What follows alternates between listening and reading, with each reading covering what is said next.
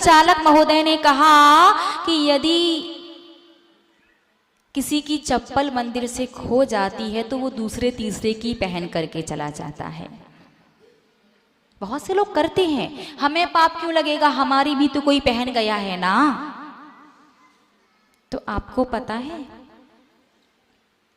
3 चीजें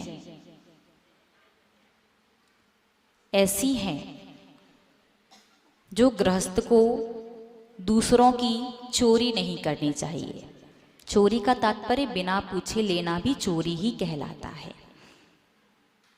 यदि आप बिना पूछे चोरी करके वो 3 चीजें लेकर के आओगे तो उसके ऊपर आने वाली हर दुर्घटना में आपका 60% का शेयर हो जाएगा। अब उसे जितना नुकसान होगा उसका 60% भुगतान कौन करेगा? कौन करेगा? जो वो 3 चीजें लेकर के गया होगा। उसके जीवन में आने वाली हर दुर्घटना, हर अशुभ, हर अमंगल का 60% आपको देना पड़ेगा। वो 3 चीजें कौन कौन सी हैं?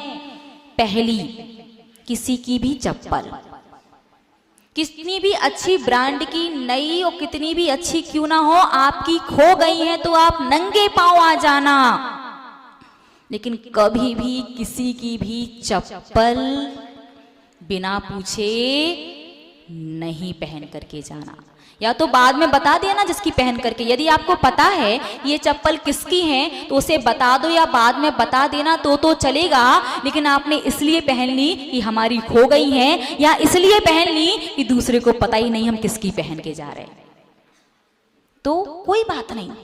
देखो, एक चप्पल से जिंदगी नहीं कटेगी, लेकिन जिसकी चप्पल आप पहन करके गए हो उसकी तो एकदम मजे ही मजे हैं, है ना। 100-200 की चप्पल में 60% अशुभ घटनाएं, 60% दुर्घटनाएं और 60% का अमंगल आपसे फ्री, दूर चला गया। किसी की भी चप्पल चोरी करना, किसी के भी बाल, वैसे बाल चोरी करता नहीं है कोई, लेकिन होता ना, वो पहले हुआ करता था, बालों को बेचकर वो गुड़िया के बाल आते थे, कैंडी फ्लॉस, है ना, गुड़िया के बाल समझते?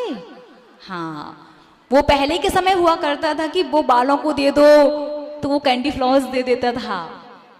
तो शायद कभी चोरी कर लिए हो आपने किसी के घर के, तो किसी की भी चप्पल, किसी के भी बाल और किसी के पुराने कपड़े, यदि ये 3 चीज आप लेकर के आते हैं, बिना पूछे चोरी करते हैं, एक तरीके से कह सकते हैं, तो उसका 60% अशुभ हर चीज में आपका सहभागिता हो जाती है। तो कभी नहीं चुराना, नंगे पांव जाना चलेगा, और घर पर जाकर के सबसे सस्ती से सस्ती चप्पल खरीद लेना, वो भी चल जाएगा, लेकिन चोरी नहीं करना। और करना हो तो देख लो भैया अपना अपना, ठीक है ना।